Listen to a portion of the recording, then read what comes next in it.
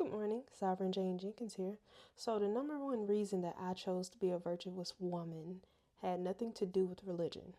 It had everything to do with not creating another broken home. Although I came from a broken home, I decided earlier on that a broken home would not come from me. And I've been looking at studies and I found this article on the Center for Equal Opportunity. And Professor William Galston has pointed out that you need only three things to avoid poverty in this country. One, finish high school. Two, marry before having a child. Three, produce a child after age 20. Only 8% of the children from families who do these things are poor versus the 79% from those who fail to. And these studies have shown that a staggering amount of African Americans are born out of wedlock. I think the number is around 69.4 to 70%. The fact is, anyone who fails to acknowledge the problem of illegitimacy while decrying social inequality is being intellectually dishonest. It is multifactorial. There are also other influences or the reasons why African American women tend to be less likely to marry, especially being that after the Jim Crow and the Civil Rights Movement, and you have the introduction of Social Security, the male doesn't have to be in the household. In some programs, the male can't be in the household. It also contributes to the trickle down delinquency of African Americans and African American children. So, taking all of that into consideration and knowing where I came from and knowing that actually my father was able to provide for me despite the fact that he wasn't in our internal household had its own effects. So broken homes have a multifactorial impact on the children. And even when you have somebody who can afford the children and they are not in the home with the children, and it impacts the children long term. And those children have to go through their own processes like PTSD, depression, anxiety, panic attacks, and bipolar, borderline personality disorder. So all of these disorders in the African American community are trickle down effects from being born out of illegitimacy, and I'm one of those children, so I can speak from personal experience. So that reinforces the reason why I decided to become celibate, especially in my early 20s, because that's the most likely most women that time frame is the most likely time that women are getting pregnant. And I wanted to make sure I had multiple things in place so I could be able to support children even in the absence of a husband or a man in general.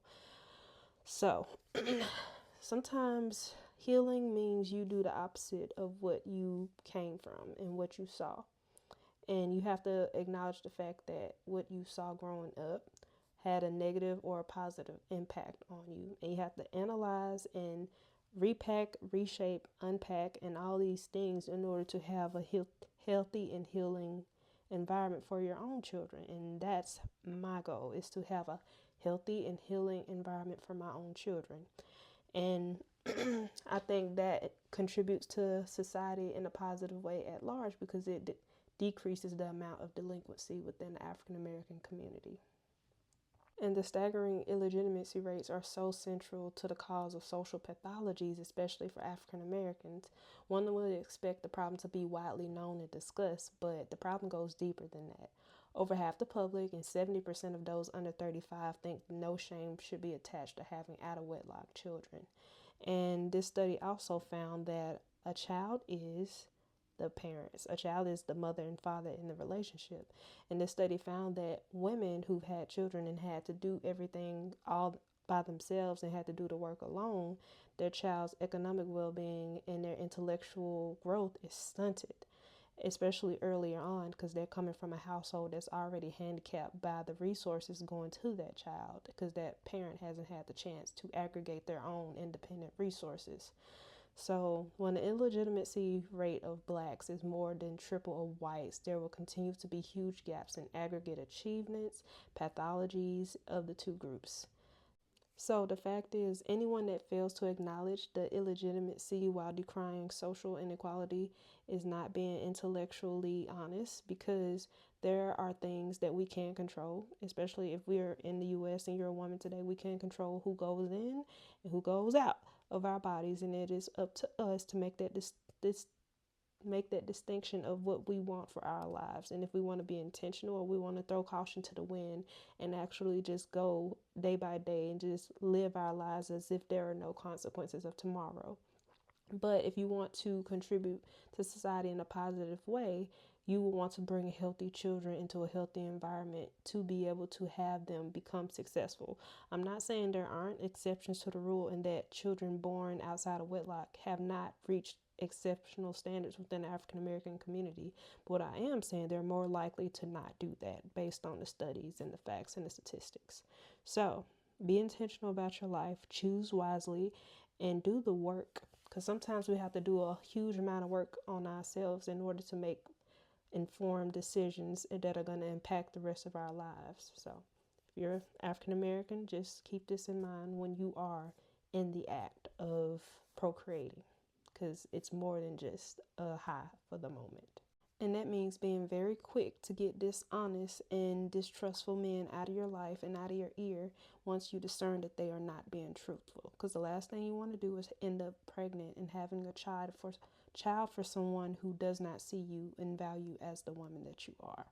And this is a PSA and a warning to the general public that you should absolutely have a plan for yourself and for your children and control the things that you can control. Because even if that person decides to leave you later on, at least you're in the covenant of a marriage, and hopefully they'll be able to leave resources for the children.